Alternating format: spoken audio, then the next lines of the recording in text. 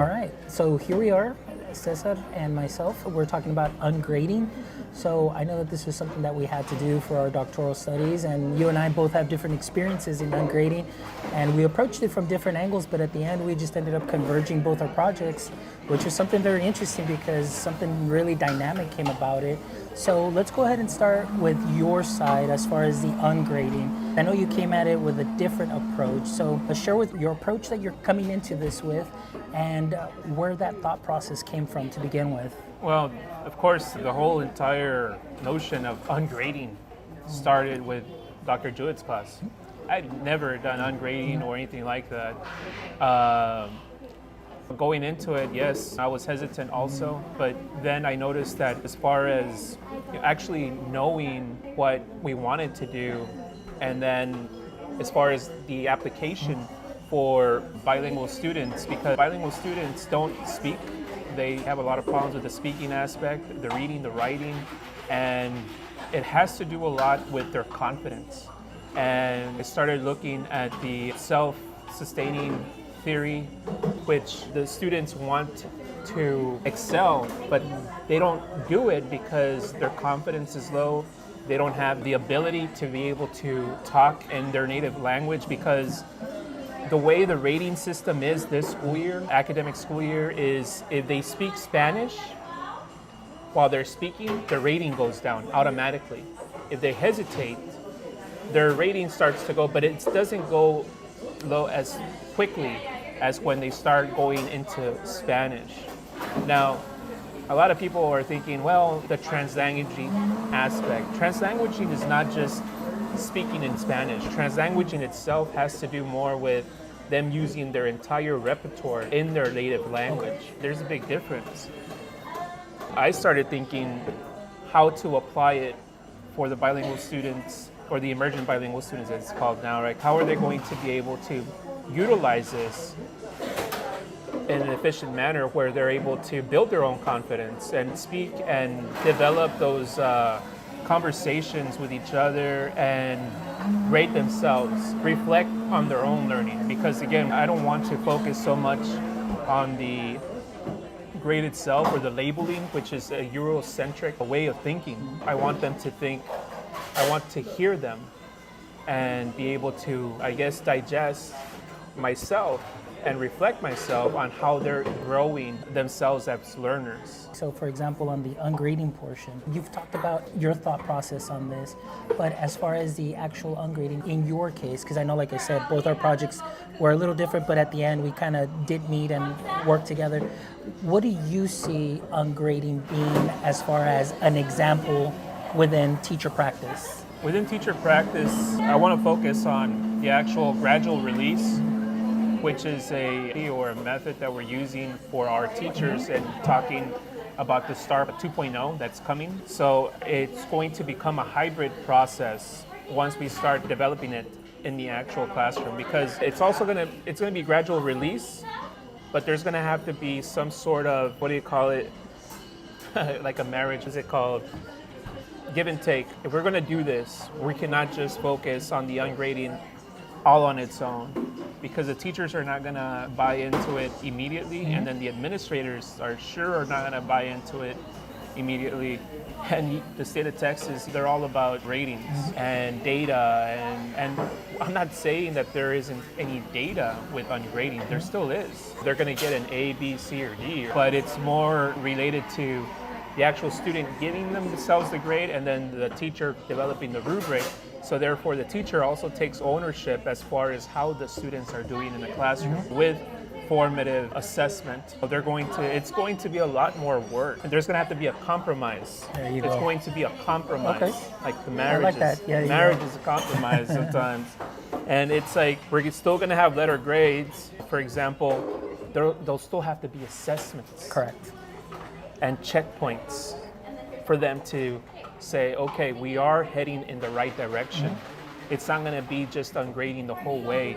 That's how it's evolved in my head and thinking with this class itself, but then also thinking in the K through 12 aspect, there's going to be a compromise where the students rate themselves first, second week of school, third week of school, you know how we have progress? Right. There'll be a need for the students to actually have a checkpoint assessment, maybe in the first 6 weeks, the second 6 weeks, and then a benchmark, like what we do at school already.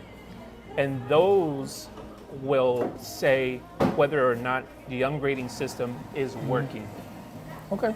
Now, on my side, I come in from the flip side as far as actually practicing it just a little bit. And really, the ideas that you have seen are things that I was able to apply pretty much the last 4 years. Being in the classroom, I was a secret ungrader because, number one, I just never liked grading because it was, number one, too many papers to do. And I don't feel that the students were really getting adequate feedback because it was just, here's the number, they give it back to the students, they shove it in their backpack, and they forget about it. So they didn't really find the value. They just said, you know what, I got the minimum score, I'm good, I'm happy I passed, and that was it. But what changed was having that mixed classroom and working with emergent bilinguals. I was like, I gotta do things different because they're not gonna succeed if I give them these same exact tasks, and even if I translate for them or even if I help them with certain accommodations, it was still very difficult. So I decided to see, okay, let me pull into their talents, because just because they didn't speak the language doesn't mean that they didn't come in with intelligence. It just wasn't, they weren't able to express it in their language. So I figured, okay, if they're scared to speak it or feeling self-conscious, then let's go ahead and do some projects. And based on those projects, that's going to show me as a teacher that you do have understanding of the concept that I am teaching, that although you may be scared to vocalize, if I give you a Chromebook, or if I give you the opportunity to create a slideshow, or the opportunity to present it to me in something that you feel comfortable with, then I'm okay because it shows learning. But on top of that, something happened that was positive, which was there were learning artifacts for these students.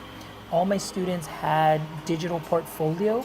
Everything just kind of fell in line with that when there was evidence needed, when there was an RTI, when there was a LPAC, or there was anything that we needed to submit, I had that digital artifact to be able to submit for proof of growth, where sometimes they base growth on grades, but we know that students really, the grades are based on just mimicking what the teacher does. So if the teacher shows you 3 times 7 is 21, then they're just going to memorize 3 times 7 is 21, but they don't really understand the number sense behind it of what 3 times 7 really means. So I like this conversation right now because it shows that what I was doing is what you're envisioning to some extent, but the growth most importantly in the students, and being able to see that physically with those learning artifacts, but also in building up their confidence. And that's what ungrading has shown, which is focusing on the learning and not on the grade. And we see that growth. Was it something that was difficult? For me, maybe at the beginning, but once you, like you said, I did the rubrics, and that's something like even in Dr. Jewett's class, for ourselves, having those examples with rubrics and grading ourselves and making sure there are formative ways to also get those grades to make sure the students are growing really helps out a lot. So I definitely agree with what you're saying, and I believe that ungrading, although may sound something novel, may sound something scary, because Texas is all about accountability, in the long run and in the greater scheme of things, I think that it's something that would be beneficial to our students. Traditional teaching background is we've been doing grading and labeling and segregating students. We're still doing it. We're labeling your special ed, your 504, your emergent bilingual, and then we group them, hey, we need to create a heterogeneous group, a mix of students, but at the same time, like what you're stating, we were hesitant at the beginning, but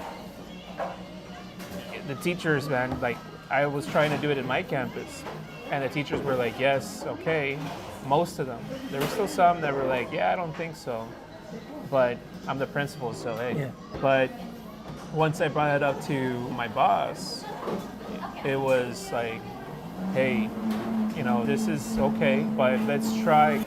We have a good mix in each class of students. We have GTs, we have special ed, we have 504s, we have emergent bilinguals, which beforehand it was most of the bilinguals were all grouped together. And you very well know that in order to grow, you need to be around people that will allow you to grow. If we're all at the same level, then, there's, of course, we're looking again at the self-actualization or motivational aspect. How much is there, and are the kids going to be able to grow? But the entire aspect is looking at how the students are growing, and then the rubrics, like going to that in Dr. Jewett's class, she allowed us to choose our own rubric or the rubric she had.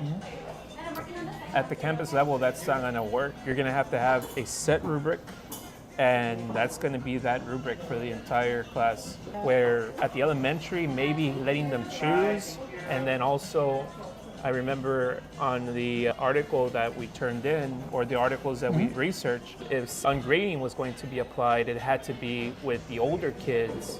And I'm talking not necessarily at the middle school or high school, I'm talking about at least third grade or second grade, where they have that ability for them to understand the entire concept.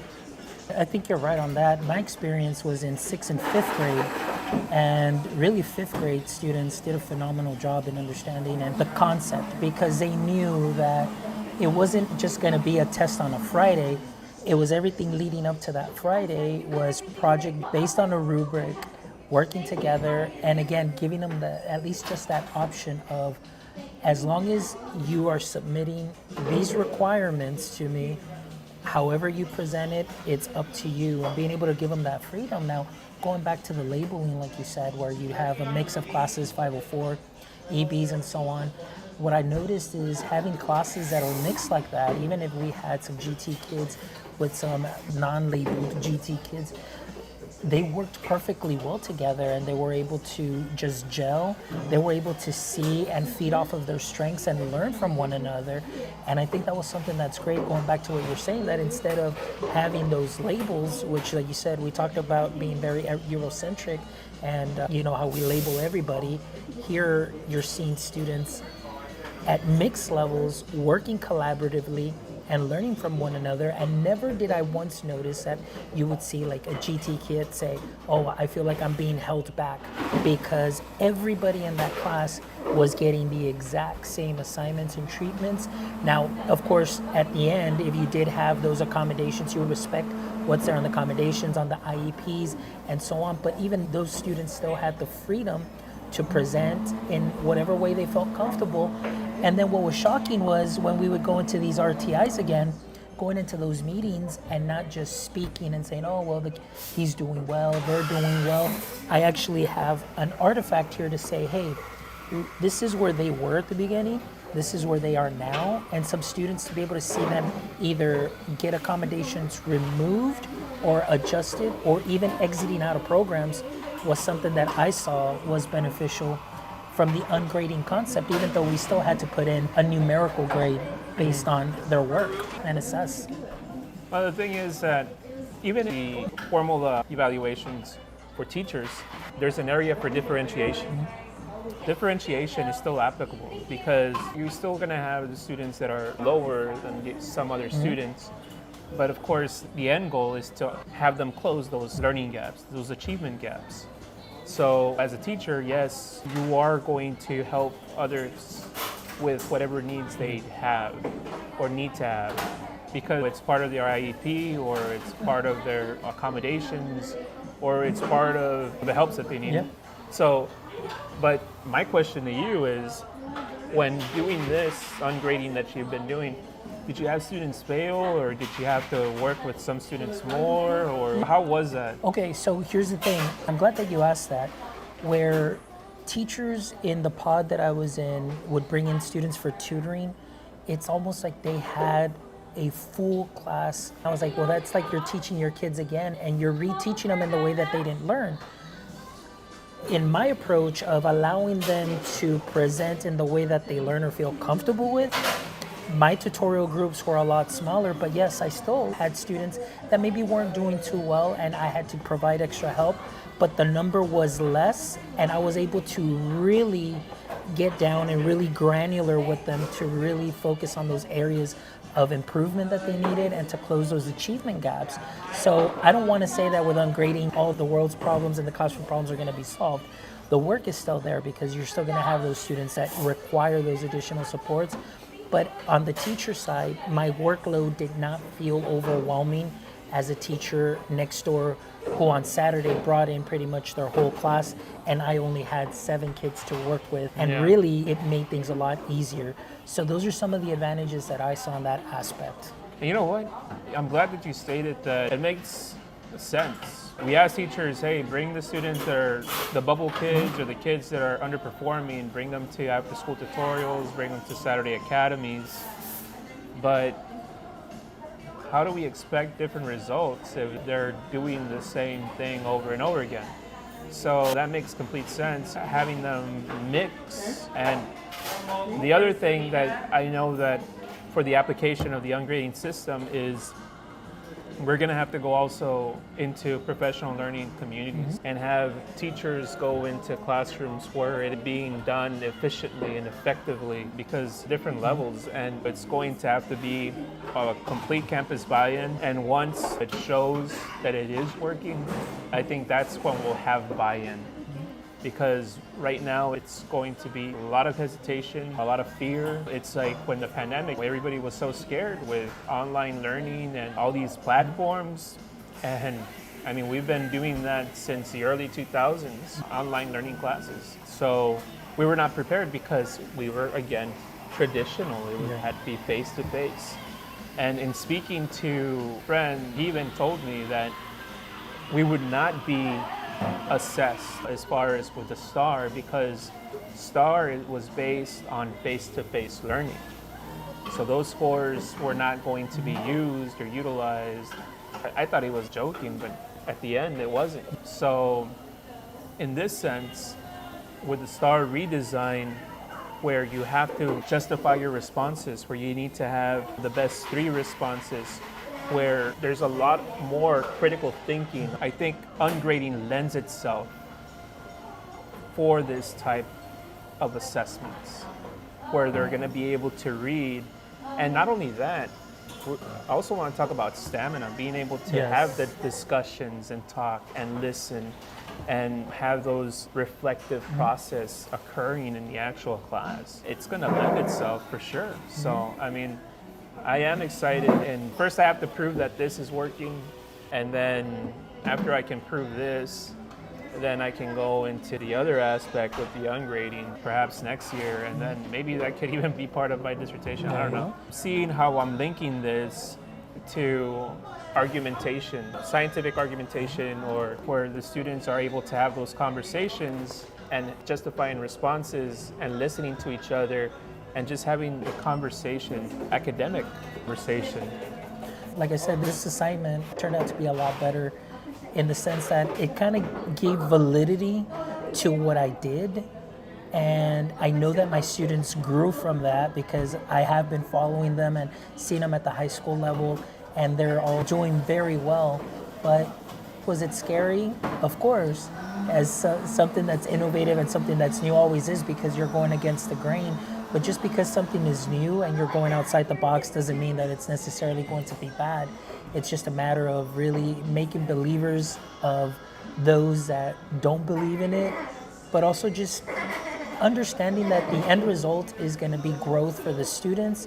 And like you said, being able to merge the classes and not worry so much about labels, but that everybody's working cohesively together at level. Of course, like we said, always not disregarding any accommodations or supports, but that everybody has the opportunity to work at the same level. And I think that really helps our students continue to strive.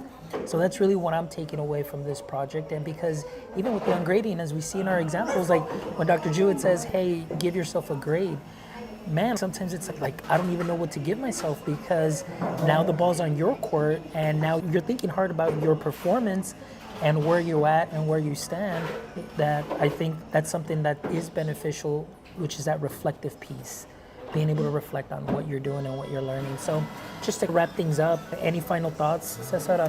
It was growth, because with our model, it was a little sheet of paper, and then how we gradually went to the next phase where we did like a cycle, because it is cyclical, and it depended where we landed. And I don't think you put the numbers on there on purpose, so we can be on On record. on record That the numbers yeah. were not there on We're- purpose. there It were was numbers, just. I don't think the numbers were there Yeah. on purpose that saying this is number 1, 2, 3, 4, whatever. It was just like it was number 1 in our list, Yeah. and 2 and 3 and 4, because before it didn't even have the numbers. Yeah, you're absolutely And in right. order to have, I guess, some sort of order, Yeah. we put the numbers. Yeah. And then in growing from that, it went into the actual A+, because I think that the A+ actually is going to represent ungrading itself, where, you know, the students are actually, I think this is, I'm sorry, I get excited. I think this is actually going to close the achievement gaps of the students that have always been, I know how they say no child left behind, Yeah. but the students that are left behind. Absolutely. It's so ironic that we say no child left behind, but still we have students that come into our grade levels and they're reading, let's just say they're in 5th grade and they're reading at a 3rd grade level or a 2nd grade level. If that child was not left behind, Yeah. not physically, but mentally they Yeah. were. So, and it goes even at the middle school and at the high school. You get them at the middle school and I'm like, you know, what happened here? Did they learn anything in elementary? And then you go to the high school, it's like, did they learn anything in middle school? Yeah. Why? We're saying no child left behind, but they are being left behind because we are not allowing them to have those conversations and being able to justify their responses and listen to others and bring that cohesion of what the actual learning was supposed to be about, what they're supposed to pick up. There's always going to be a curriculum, but like you stated, have a rubric. If you're able to cover Yes. this in that conversation, you get the A. Yeah.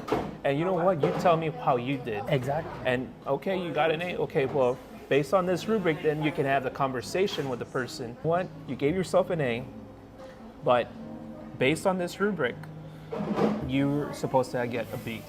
And this is why.